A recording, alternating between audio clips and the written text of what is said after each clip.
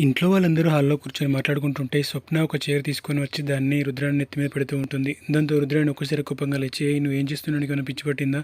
Already నేను చైర్లో కూర్చున్నాను కదా, మళ్ళీ ఎందుకు చైర్ తీసుకొచ్చావు?" అని అంటూ ఉంటుంది.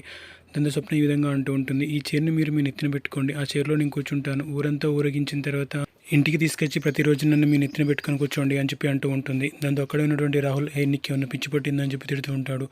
దాంతో స్వప్న ఈ విధంగా అంటూ ఉంటుంది, "పిచ్చి పట్టింది నాకు కాదు, నీకు" అని చెప్పి తిడుతూ ఉంటుంది.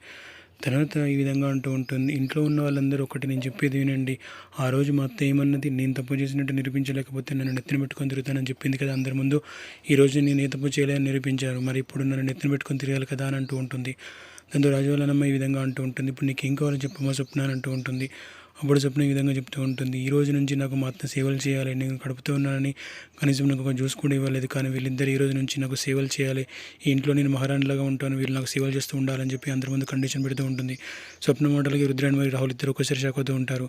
Thanks for watching this video. Please subscribe my channel.